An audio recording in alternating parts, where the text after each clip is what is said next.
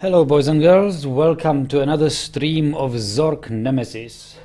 We are at Castle Iron Dune in the realm of General Kaine, and we have a few things to explore. First of all, I want to go back to the room with the battles.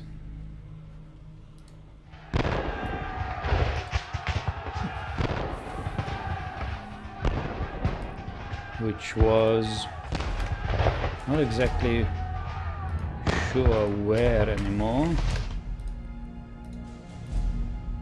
It was not here.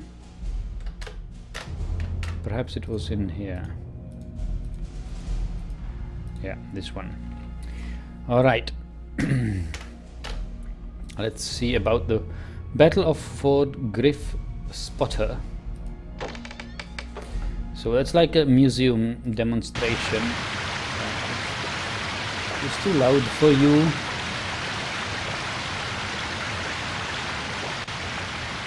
Turn it down a little bit.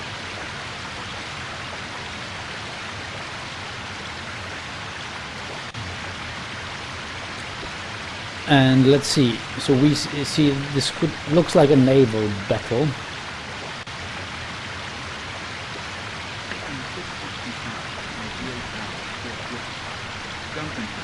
Oh no.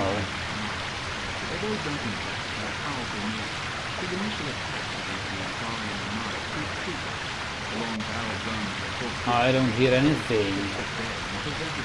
It's bugged in the game, right? Is there a manual for sound settings or anything?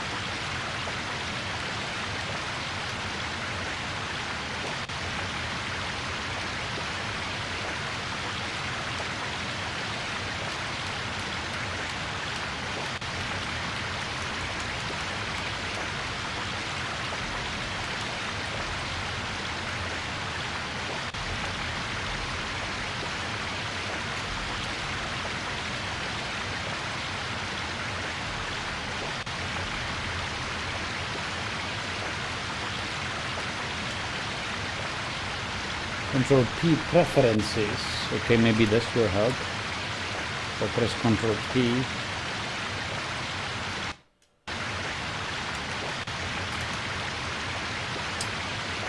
Damn. Well, I haven't understood a thing. It may be important here.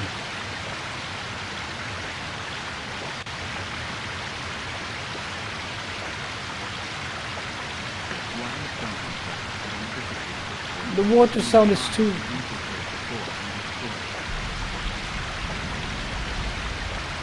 Okay, infiltrate and destroy, okay, I guess. Shoot obvious and destroy the ships.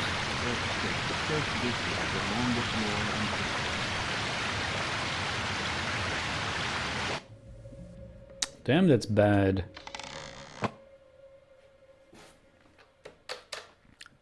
This may convey important information, and I think it really did in the game, but I couldn't understand a word here. I hope this will be calmer. The most famous battle of our time, the Battle of Flood Control Dam No. 3, ended the barbarian rebellion and uprising. General Kaine, then Second Lieutenant Colonel, using his enemy's prime weakness against them, decided he needed a distraction to allow him to carry out his final solution plan. He sent a party of troops to a high mountain where they made considerable noise, bewildering the barbarians as to the intent of the exercise.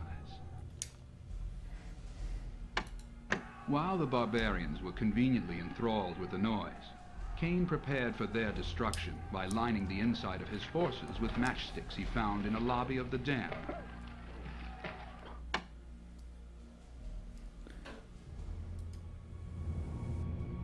What did he find? The most famous battle of our time, the Battle of Flood Control Dam No. 3, ended the barbarian rebellion and uprising. General Kaine, then Second Lieutenant Colonel, using his enemy's prime weakness against them, decided he needed a distraction to allow him to carry out his final solution plan. He sent a party of troops to a high mountain where they made considerable noise, bewildering the barbarians as to the intent of the exercise. While the barbarians were conveniently enthralled with the noise, Kane prepared for their destruction by lining the inside of his forces with matchsticks he found in a lobby of the dam. Matchsticks? That night, when the barbarians attacked, Kane ordered his center to fall back against his flanks. The barbarian army poured through the gap in his lines.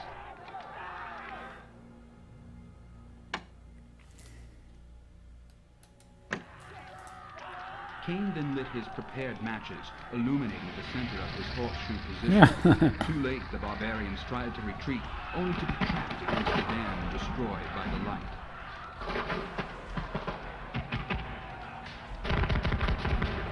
Nice.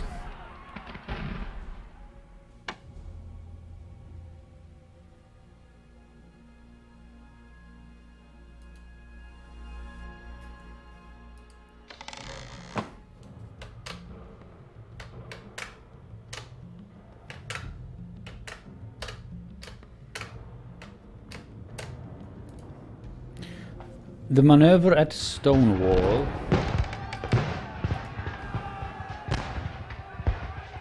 In 747, Stonewall Flathead was the first to use the massive feint as a brilliant military tactic. In the maneuver at Stonewall, for which the military Flathead derived his nickname, Flathead had learned that the opposing forces had taken the old fort as its principal headquarters. Flathead realized that a straight-on attack would cause many of his wealthier trained soldiers to perish. Dividing his army, he attacked directly with his small band of peasant conscripts, while his trained soldiers circled and attacked from the rear's smaller wall.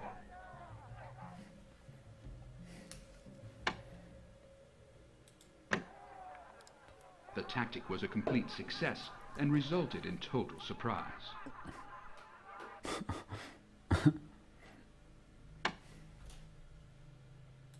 Unfortunately, the information about the old fort was wrong, and the opposing forces had not taken the wall or its fort. When the smaller army appeared at the battlement so quickly and without a fight, the conscripts mistook the elite brigade for the enemy. This was unfortunate for the peasants, as the elite brigade was both well-named and vengeful. The vast majority of the peasant army was soon slaughtered. Nonetheless, had the enemy in fact been there, the strategy would surely have been a successful one.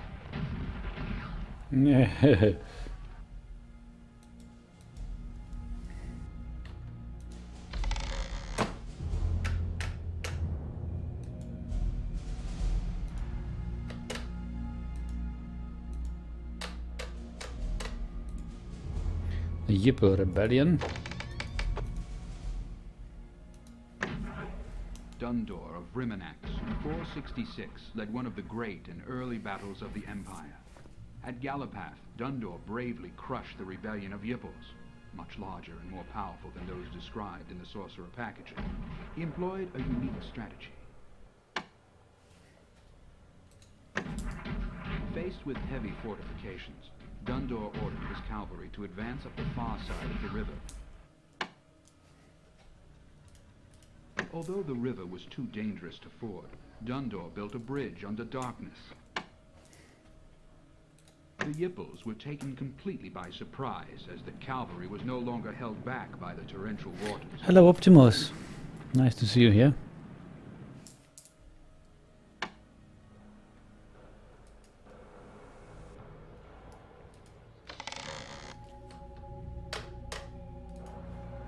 Battle in progress. Ah. Now, I wonder if this code is not the code we have seen on the front page.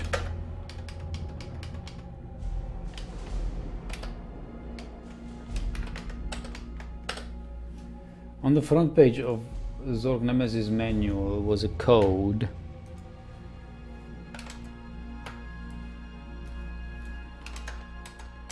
And I wonder if it's that code here. 10.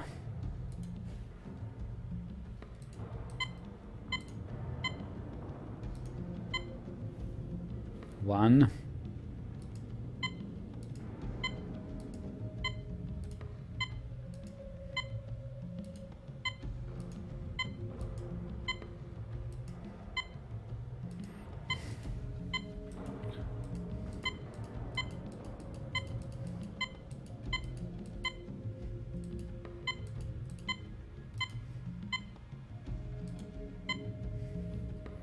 Nine,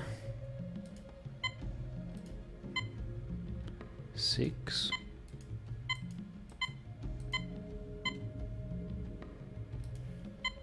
12. So that was the code we saw on the front page of the supplemental material in the session Zork Nemesis 06. But on the front page without any comment. But I think because it was 5 numbers and we have to enter 5 numbers, I guess this could be the code. That did it. The enemy is retreating. Excellent plan. Iron Dune is secure. Repeat, Iron Dune is secure. Old soldier, over and out. Old soldier, over and out. I think we did a very significant thing here. Old soldier, if you remember previous session, we saw an old soldier coming at us at one of the doors, reporting in, and he communicates with us, blessing our plan and appreciating our plan and reporting that the enemy army is decreasing. Let's watch the Diablo massacre. In this scene, Duncan Thrax shows his daring, cunning, and ruthlessness. The natives had held the larger army at bay for some time, but Duncan Thrax had a plan. He began by making a feint with his vanguard, attacking the heavily entrenched enemy.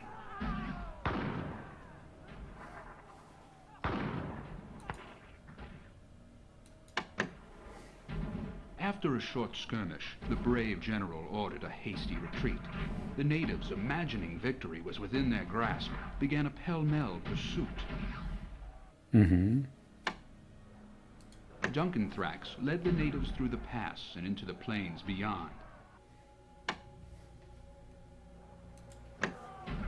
And there his waiting army closed on the chaotic horde and destroyed them.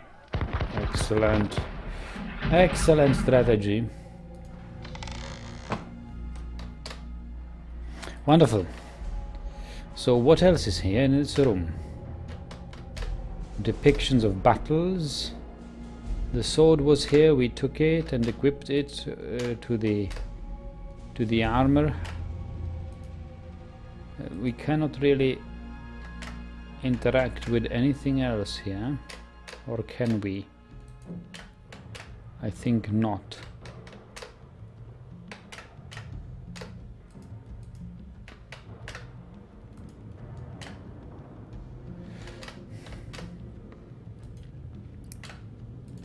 I just wonder where this lone soldier was. I don't know how you did it, but hallelujah. Hosanna! You can go to rest now. Yeah, you see, we have a new area to access. But before we go there, and I think we will go there in another session,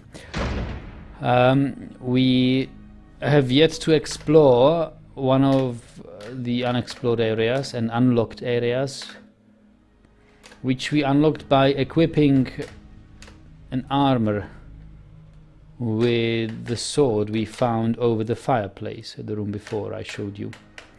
Here, this armor piece, this armor stand was missing the sword. We took it from the fireplace and put it here, and that opened the door to this room, which is full of depictions of armor. It's got five depictions of armor and some galleries, and I think that there are armor pieces all over here, all over the castle. Oh, look at this. We've never took a look at this. He's got a three-eyed cat. Z for Zork. Ruler of Zork, maybe. What are these grey flecks on his hands? A disease, perhaps? Or maybe... Well, yes, look at this armor again. These armors seem to be from various periods. So here we can see the frilly clothing, red frilly clothing armor. I'm not really familiar with epochs of old European armor and suits, so I can't really date them, but this armor is all metal with these not really breast-like round plates and a sword. Okay, so without any cloth, full metal. This is the frilly one, and there was more. I remember there was more. I think there was at least one samurai armor, which we have seen, but I never really talked about it. Oh, look at this. So here we see with this mohawk sort of punk hairstyle on the helmet, having a round shield with a, I don't know what sort of symbol this is, right? And but it looks Roman. I remember that these mohawk things were part of Roman armor, and it also that they had such not coats, but really, what is it called? Some sort of cloth over the back. Cloak. That cloak that they had, cloak. So armor with a cloak. Like I would really say it resembles the Roman period armor. All right. Then there must have been another one somewhere. Look at this. So we see the armor with a sword carried on the back and some shoulder and thighs spikes. You see, full metal with spikes on shoulders and thighs.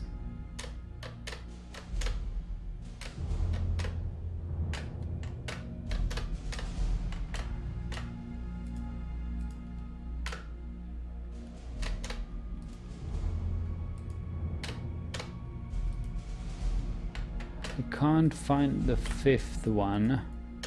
There are supposed to be 5 armor pieces. Well,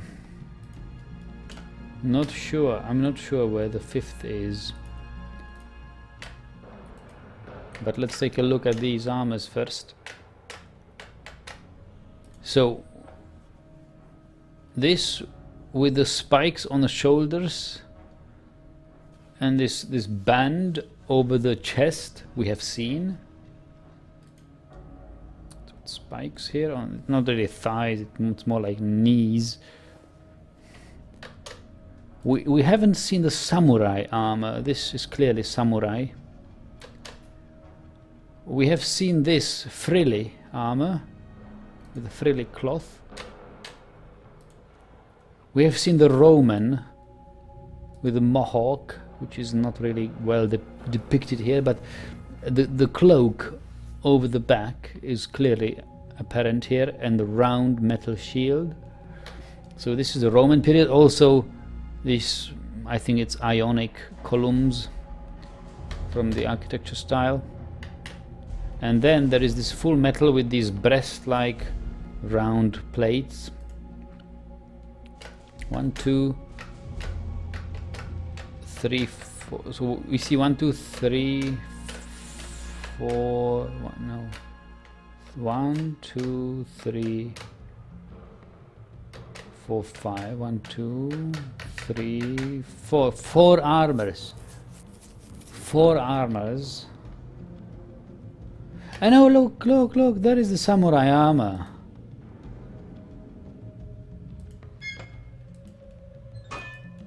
There it is, right at the door. And it is well apparent that each piece of armor stands at the door, and one of the doors has opened when we've completed the frilly armor. Was it the frilly armor? No, it was this breast armor. when we've completed it with the sword. Unfortunately, this armor does not depict a sword, so this picture wouldn't even give us any hint that we have to equip it with a sword, because the sword is... Oh, well, yeah, it is kind of depicted. It is. You can make it out here, right? This piece here, right here, is the sword.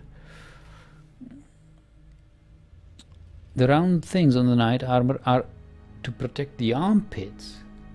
These things, these breasts, they protect the armpits?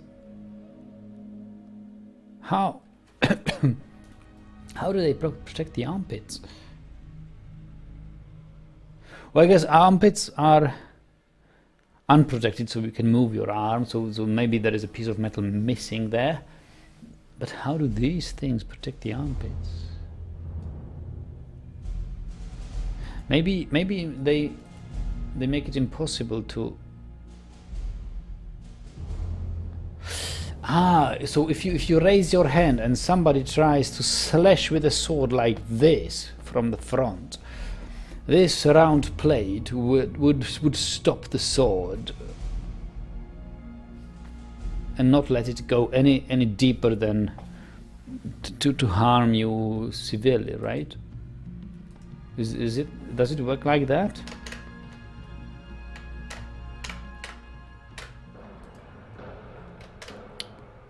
Anyway, let's take a look at the exhibition here. We have a crossbow, the age of archery, with bow and arrow. It's a recurve bow, and a crossbow with bolt.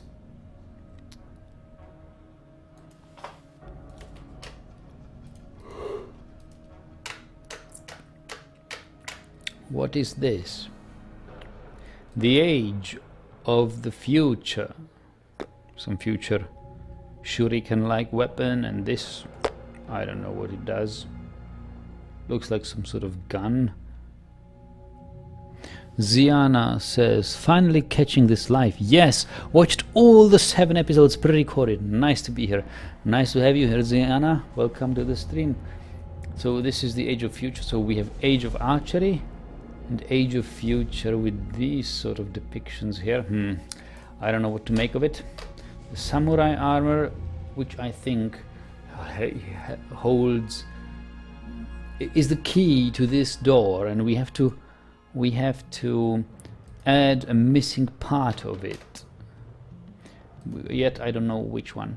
So this depicts some medieval weapons, but this is age of barbarity with these club and axes and sticks and slings. Yeah, it's basically a club and with some nails, more like a mace. Okay, age of barbarity, age of future, age of archery. Maybe these coat of arms are also somewhat important. This one's purple, this one's red, and the first one for the age of archery was what sort of color? Well, brown, purple.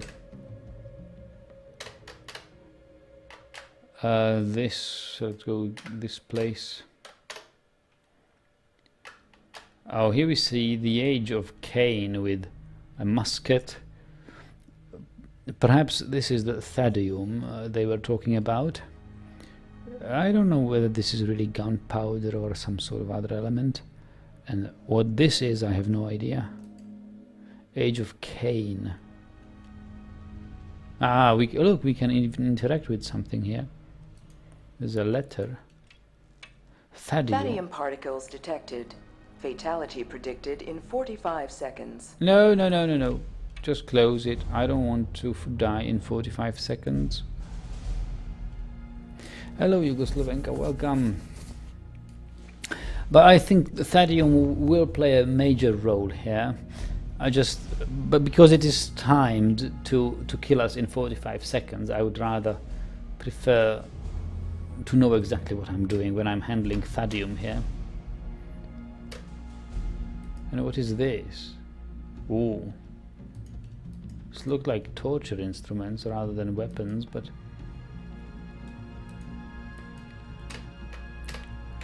it has no superscript, no heading, no label.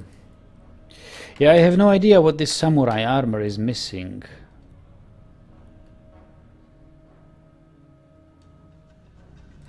Maybe we have to take another close look at the depiction of it. The samurai armor is clearly missing a sword. A katana, I would say. There is a katana here. There is no katana here, as far as I can see. As there is no way to interact with it, to give it a katana. So I don't really know. Somewhat puzzled.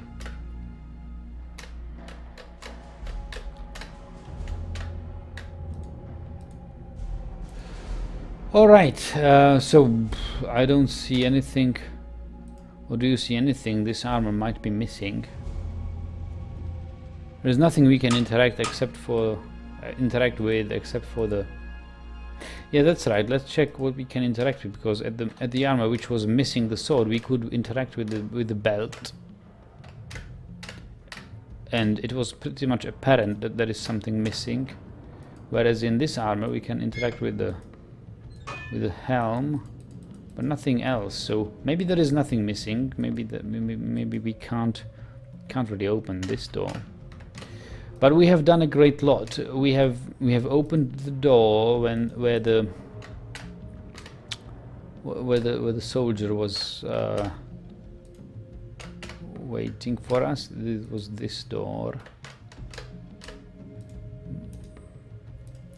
So maybe we should head there. And I would say I'll do this in another session, which will start in about 5 minutes. I just go grab another drink, and I'll see you soon, guys. Thanks for watching so far.